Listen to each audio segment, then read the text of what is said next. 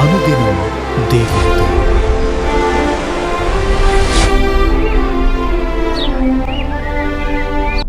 Praise the Lord. అనుదినం దేవునితోనే కార్యక్రమాన్ని చూస్తున్న మీ అందరికీ మన ప్రభు అయిన రక్షకుడైన యేసుక్రీస్తు ఘనమైన నామంలో వందనాలు. ఉదయకాలం దేవుని వాక్యం చూసుకుందాం. సామెతల గ్రంథం 14వ అధ్యాయం 1వ వచనం. జ్ఞానవంతురాలు తన ఇల్లు కట్టును, మూఢురాలు తన చేతులతో తన ఇల్లు ఊడబెరుకును.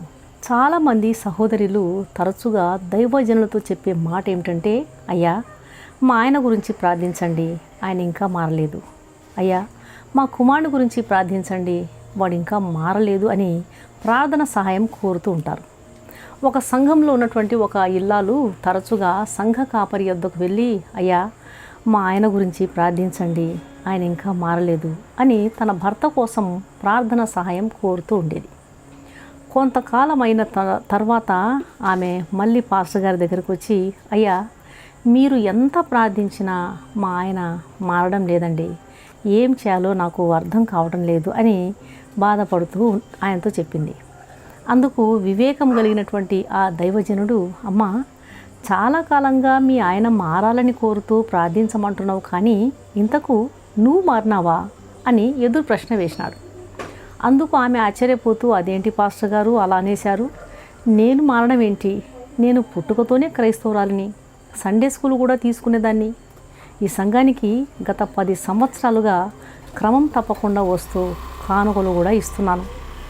అంతేకాదు నేను ఇంట్లో వంట వార్పు కూడా చేయకుండా ఆదివారం ఉదయమే ఆరాధనకు వచ్చి సాయంత్రం దాకా దేవుని సన్నిధిలోనే గడుపుతాను.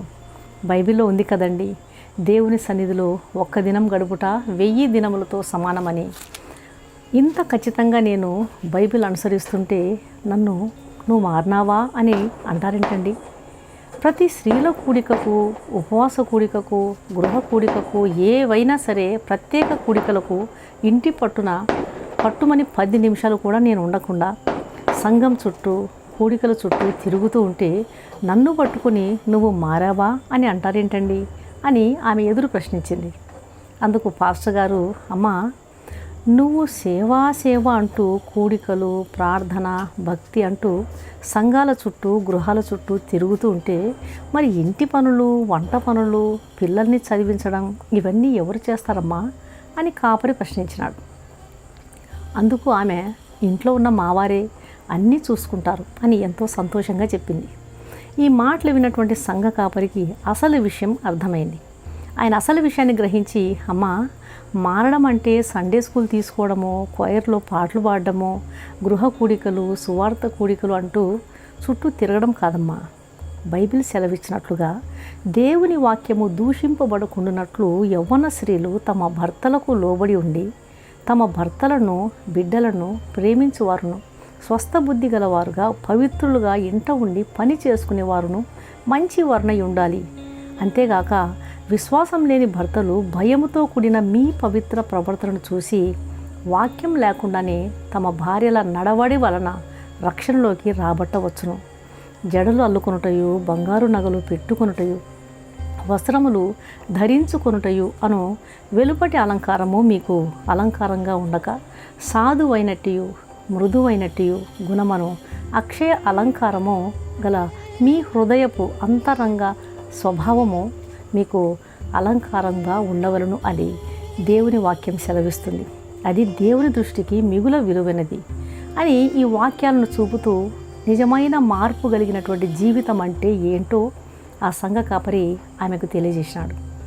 ఈ మాటలు విన్నటువంటి ఆ విశ్వాసి తన హృదయములో గుచ్చబడి ఆ రోజే ప్రభు సన్నిధిలో మోకరించి తనలో ఉన్నటువంటి బట్టల పట్ల, బంగారం పట్ల ఉన్నటువంటి వ్యామోహము, కోపము, ఆవేశము, భర్త అంటే గౌరవం లేని స్థితిని, బిడ్డల చదువు, ఆత్మీయత పట్ల లెక్కలేని తనని గ్రహించి, అయ్యో ప్రభువా, ప్రార్థన కూడికలు, సేవ అంటూ ఇంటిలో భర్తకు లోబడకుండా, బిడ్డల్ని పట్టించుకోకుండా జ్ఞానం గల స్త్రీ తన ఇల్లు కట్టునని తెలిసి కూడా ఎంతో అజ్ఞానంతో నా ఇంటిని, నా పిల్లల్ని నిర్లక్ష్యం చేసి నేను సేవ అంటూ ప్రార్థన కూటాలంటూ ఇంటిని పట్టించుకోకుండా పిల్లల్ని చూసుకుంటూ చదివించుకుంటూ తన బాధ్యతను నెరవేరుస్తున్నటువంటి భర్తను పట్టుకొని నువ్వు మారకపోతే, యేసయ్యను నమ్ముకోకపోతే నరకానికి పోతావని భయపెడుతూ, శాపనార్థాలు పెడుతూ ఎన్నోసార్లు నా ఇంటిని నరకంగా మార్చుకున్నాను అని పశ్చాత్తాపడి ఆ రోజే తన జీవితాన్ని మార్చుకొని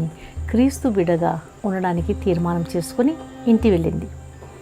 తన భార్య చర్చి నుండి ఇంటికి వచ్చేసరికి ఫ్లాస్క్లో కాఫీ సిద్ధం చేసి పెట్టి అందించే అలవాటు ఉన్నటువంటి ఆ భర్త న్యూస్ పేపర్ చదవడంలో పడి సమయం మర్చిపోయి కాఫీ సిద్ధం చేయలేదు.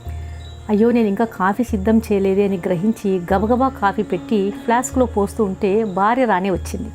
కాఫీ పెట్టడం ఎందుకు లేట్ అయిందని తనతో గొడవ పడుతుందేమో అని భయపడుతూ ఉంటే ఫ్లాస్క్ కాస్త చేయి జారి కింద పడి పగిలిపోయింది.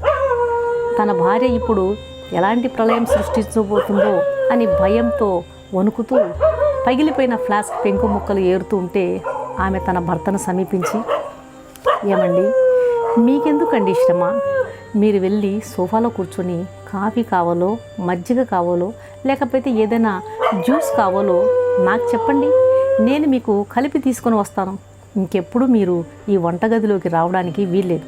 అయినా వంటగదితో మీకేం పనండి, నేను మీ భార్యను కదా, మీరు పదండి వెళ్ళి మీరు సోఫాలో కూర్చోండి అని అంటూ ఉంటే ఆ భర్తకు ఏమీ అర్థం కాక, ఇదేంటి ఇది ఇలా మాట్లాడుతుంది, నా భార్యనా అని అనుమానంతో, ఏమే నువ్వేనా అని ప్రశ్నించాడు. అదేంటండి నన్ను చూసి నువ్వేనా అంటారేంటండి, నేనేనండి. ఈరోజు దేవుడు నాతో మాట్లాడినాడండి. నా మొండితనాన్ని, గయ్యాలితనాన్ని, మూర్ఖత్వాన్ని, భయం లేని భక్తిని తీసేసి మంచి మనిషిగా నన్ను యేసయ్య మార్చేశాడండి. అయినా మీరు భయపడుతూ నాతో కాపురం చేయాల్సిన అవసరం లేదండి అని ఆమె అంటూ ఉండగానే ఆ భర్త, ఏమే నీలాంటి గయ్యాలి భార్యనే ఆ యేసు ప్రభు మార్చగలిగితే నాలాంటి భార్యా బాధితులను మార్చడం ఆ ప్రభుకు ఏమాత్రం కష్టం కాదు. వచ్చే వారం నేను పిల్లలు అందరం కలిసి మందిరానికి వెళ్దాం, ప్రభు బిడ్డలుగా జీవిద్దాం అన్నాడు. ఆ కుటుంబం క్రీస్తు కేంద్రిత కుటుంబంగా అప్పటి నుండి మారిపోయింది.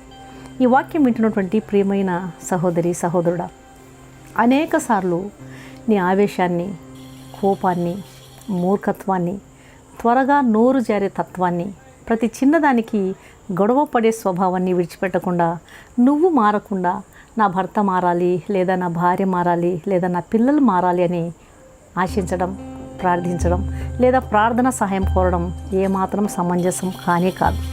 ఇతరుల జీవితంలో మార్పులు కోరే ముందు నిజంగా నువ్వు మార్పు చెందావో లేదో గ్రహించాలి. మార్చుకోవాల్సిన అలవాట్లు, మాట తీరు, ప్రవర్తన మొదట నువ్వు మార్చుకో. దాని ద్వారా నీ మాటలతో కాక నీ క్రియలే నీ భర్తలో లేదా నీ భార్యలో మార్పును తప్పకుండా తీసుకొస్తాయి. మరి కొంతమంది అతి భక్తిలో పడి భార్య బిడ్డలను లేదా భర్తను ఇంటిని నిర్లక్ష్యం చేస్తూ ఎప్పుడూ ప్రార్థన కూడికలు సేవ అంటూ తిరిగే వారిని దేవుడు ఏ మాత్రం అంగీకరించాడు. కాబట్టి నీ మూర్ఖత్వం వల్లనే ఒకవేళ నీ భర్త మారడం లేదేమో, లేదా నీ భార్య మారడం లేదేమో, లేదా నీ బిడ్డలు మారడం లేదేమో అనే సత్యాన్ని గ్రహించి నేడే నీ జీవితాన్ని దిద్దుకొని వారు కూడా ప్రభువును అంగీకరించే విధంగా ఒక మంచి భర్తగా, ఒక మంచి భార్యగా, తల్లిగా, తండ్రిగా జీవించు. అలాంటి కృప ప్రభు నీకు దయచేయునుగాక. కళ్ళు మూసుకొని ప్రార్థన చేస్తాం. పరిశుద్ధుడా, ప్రేమగల నాయన, జీవం గల దేవా, జీవాధిపతివైన తండ్రి, అబ్రహాము, ఇస్సాకు, ఇశ్రాయేలు దేవా, నీకు వేలాది స్తోత్రాలు నాయన. ఉదయకాల సమయంలో తండ్రి మీరు ఇచ్చినటువంటి శ్రేష్టమైనటువంటి వాక్యాన్ని బట్టి నీకు వందనాలు నాయన.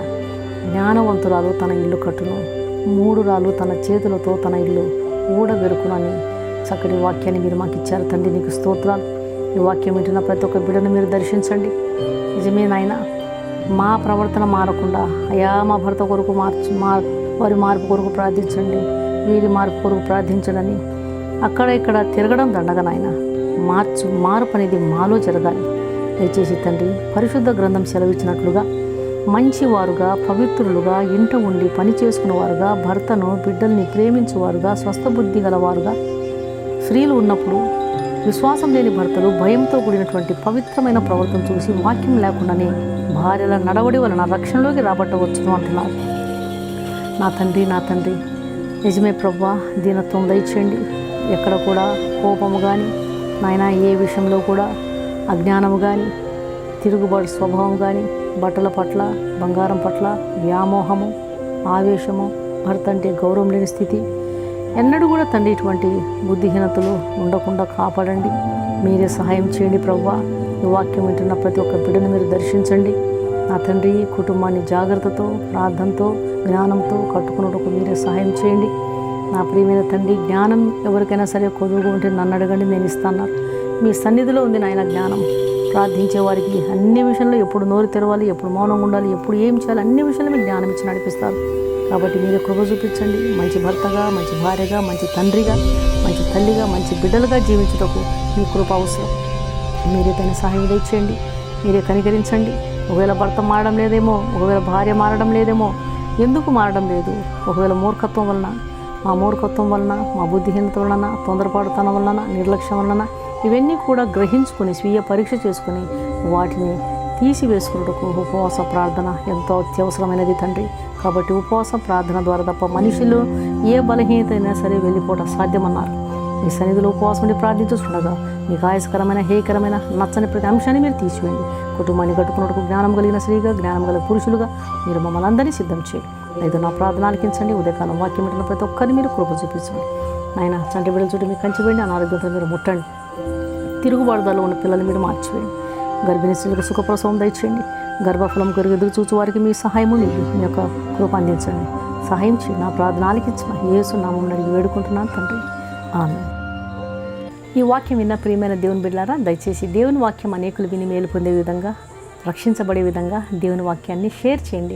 ఛానల్ను సబ్స్క్రైబ్ చేసుకోండి. మీ ప్రార్థన అవసరాలను కామెంట్ సెక్షన్లో తెలియజేసినట్లయితే మీ కొరకు తప్పకుండా ప్రార్థన చేస్తాం. ఈ వాక్యం విన్న మీలో ఇంకా రక్షణ పొందని వారు ఎవరైనా ఉన్నట్లయితే దయచేసి క్రీస్తు ప్రభువారికి మీ హృదయాన్ని ఇవ్వండి. ఆయన కలువరి శిలువలో మీ పాపముల కొరకు ఆయన తన పరిశుద్ధమైన రక్తాన్ని గర్చినాడు. ఆయన రక్తంలో కడుగుబడితేనే ఒక పాపికి రక్షణ, నిరీక్షణ, నిత్య జీవము దొరుకుతుంది. పరలోక రాజ్య వారసులుగా నిన్ను నన్ను చెయ్యాలి అనేది దేవుని యొక్క సంకల్పం. కాబట్టి ఆయన ఇచ్చే ఉచితమైన రక్షణ స్వీకరించండి. ఆయన ఆహ్వానాన్ని తృణీకరించవద్దండి. ప్రభు మీ ఆత్మను రక్షించునుగాక. God bless you.